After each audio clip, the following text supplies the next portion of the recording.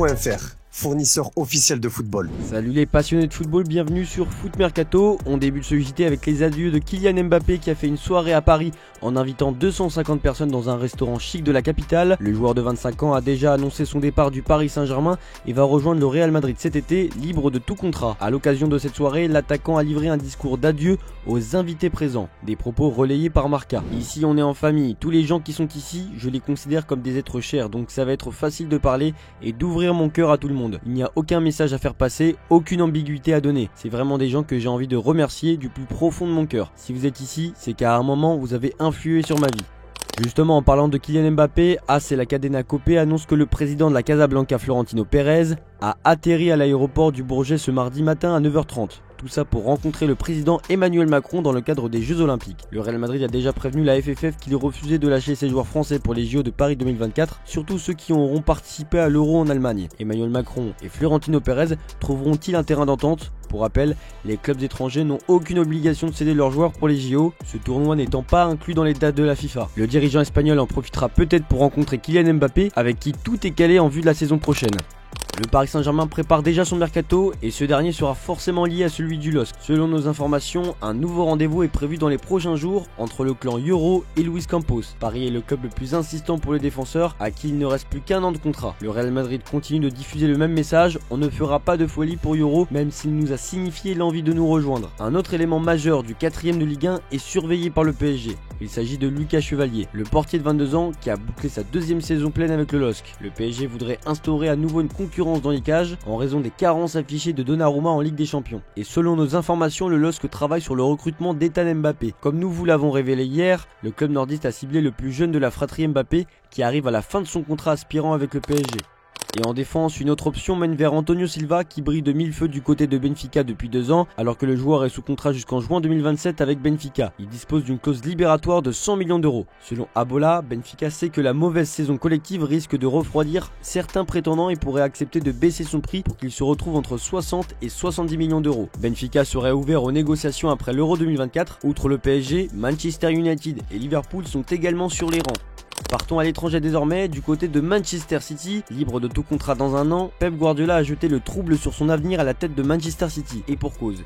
Il aurait l'envie de prendre la tête d'une sélection nationale. La déclaration de Pep Guardiola en a surpris plus d'un. Au sortir du 4ème sacre consécutif de Manchester City en Premier League, l'entraîneur des Citizens a sérieusement remis en question son avenir à l'Etihad Stadium. La réalité est que je suis plus proche de partir que de rester. Nous avons parlé avec le club, j'ai le sentiment que maintenant je veux rester. Je resterai la saison prochaine et pendant la saison, nous parlerons. Désireux de se renforcer pour la saison prochaine, Manchester City a ciblé Pedro Neto, selon The Telegraph. Pas forcément vendeur, Wolverhampton pourrait néanmoins accepter une offre si un club décide de mettre 70 millions d'euros sur la table. Un chiffre important et qui laisse quelques doutes aux Sky Blues quant à la fiabilité physique de Pedro Neto. A noter que Newcastle est également intéressé par l'ancien de Braga. Pointé du doigt à cause de ses performances très moyennes en fin de saison à un poste qui n'est pas le sien, Casemiro connaît une fin de carrière plus compliquée. Le Brésilien est désormais sous le feu des critiques, une situation qu'il a du mal à comprendre, comme il l'a confié au cours d'un entretien accordé à Sky Sports. J'ai été considéré comme l'une des meilleures recrues de la Première Ligue la saison dernière et maintenant je ne vaux plus rien. La critique est un manque de respect. Quand on manque de respect, c'est inquiétant et je n'ai pas à respecter cela non plus. Si l'on se réfère à la fin de la saison dernière, l'équipe jouait bien et il y avait beaucoup de commentaires positifs. Alors, que s'est-il passé ? La situation devient gênante pour le Bayern Munich qui aurait parié sur l'incapacité du géant bavarois à se trouver un nouvel entraîneur. La direction munichoise enchaîne les refus. Ils sont en effet pas moins de 7 à avoir embarré le FCB ces dernières semaines.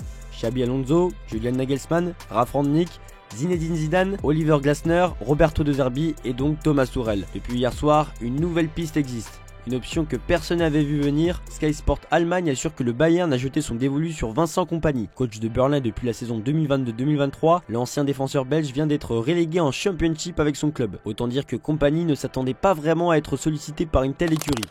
Arne Slot est officiellement devenu le nouvel entraîneur de Liverpool hier après-midi. Il semblerait d'ailleurs que Slot ait déjà identifié la première recrue qu'il désire. La presse portugaise relaie une information du média turc Photosport selon laquelle le Roselu se nomme Orkun Kokcu, le milieu de terrain de Benfica. Lié au SLB jusqu'en 2028, Kokcu était récemment annoncé dans le viseur du club russe du Zénith, mais Benfica ne semble pas vouloir s'en séparer. Et dans les officiels désormais, coup de théâtre au Real Madrid. Alors qu'il a fait son retour en sélection pour disputer l'Euro 2024 organisé dans son pays et qu'une prolongation de contrat a été discutée avec le Real Madrid, Toni Kroos va finalement prendre sa retraite sportive à l'issue de la saison. Le Real Madrid annonce que Toni Kroos a décidé de mettre fin à sa carrière de joueur de football professionnel après l'Euro 2024. Le Real Madrid souhaite exprimer sa gratitude et son affection à Toni Kroos, un joueur qui fait déjà partie de l'histoire du Real Madrid et qui est l'une des grandes légendes de notre club et du football mondial, indique le communiqué officiel publié sur le site du Real Madrid. Le samedi 1er juin, Toni Kroos disputera donc son tout dernier match avec la Casablanca. Arrivé à Madrid en 2014, l'international allemand rêve sans doute de faire ses adieux au ballon rond avec une C1 et 1 euro en poche. Vinicius a d'ailleurs directement réagi à cette annonce sur Instagram. Génial, c'est le mot le plus proche que j'ai pu trouver pour te définir, Toni. Et pourtant, c'est loin d'être ce que tu mérites. Aujourd'hui est un jour triste pour moi et pour les Madridistas. Mais c'est un jour terrible pour le ballon, pour le football. Savoir que bientôt, nous ne t'aurons plus. Tu pourrais donner tellement plus, mais je te comprends. Merci pour chaque passe, pour chaque conseil et pour nous avoir appris d'apprendre tant de choses au fil des ans. Nous t'aimons, allons jusqu'à la 15e Ligue des Champions pour toi. Aurélien Tchouameni y est allé aussi de son hommage sur Instagram. Merci pour tout maestro, c'était tout simplement incroyable d'être témoin de ta grandeur chaque jour, l'un des meilleurs de tous les temps. Je me sens béni de pouvoir dire que j'ai joué avec toi dans ma vie. Une autre raison de tout donner pour cette 15e Ligue des Champions. Merci à toi. D'ailleurs, on vous invite à voter sur ce sondage sur le site de Foot Mercato. Comprenez-vous le choix de Toni Kroos de prendre sa retraite? Déjà 78% ont voté oui. La liste des 26 du Portugal pour l'Euro est tombée, avec un effectif assez proche de celui utilisé lors de la Coupe du Monde 2022, où les vétérans Cristiano Ronaldo et Pepe jouent les prolongations. Le Portugal peut se targuer d'avoir une équipe de grande qualité avec des joueurs de référence à chaque ligne, comme Ruben Dias, Cancelo en défense, Vitinha, Bernardo Silva dans l'entrejeu, ou encore Rafael Leao et Joao Félix en attaque. De la qualité à chaque poste et une profondeur de banc folle pour Roberto Martinez. La liste de l'Euro a été annoncée pour l'Angleterre. La jeunesse dorée de ce pays s'est affirmée cette saison avec notamment Phil Foden, Jude Bellingham, Kobbie Mainoo ou encore Cole Palmer en figure de proue. Tous ces joueurs font partie de la liste, tout comme les cadres Declan Rice, Harry Kane ou encore Kyle Walker. Mais ce qui nous intéresse dans cette liste des 33, c'est surtout les grands absents comme Marcus Rashford, Reece James, Jordan Henderson, Raheem Sterling, Jadon Sancho, Ben Chilwell, Calvin Phillips ou encore Nick Pope. Pour ce qui est de Marcus Rashford, il a été pointé du doigt pour son comportement à Manchester United. L'ailier a également eu du mal à trouver une bonne forme cette saison avec 7 buts et 2 passes décisives en 33 apparitions en championnat. Marcus Rashford avait pourtant été appelé lors du dernier rassemblement de mars 2024.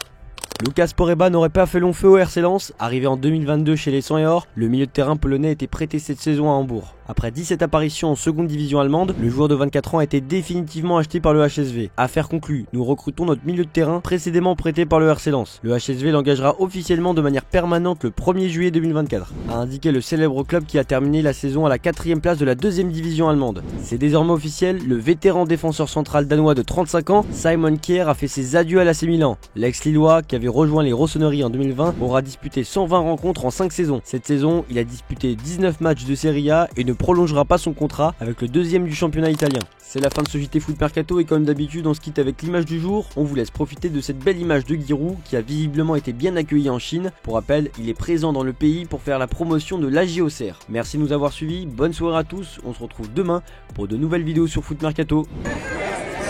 Ouais, les boss.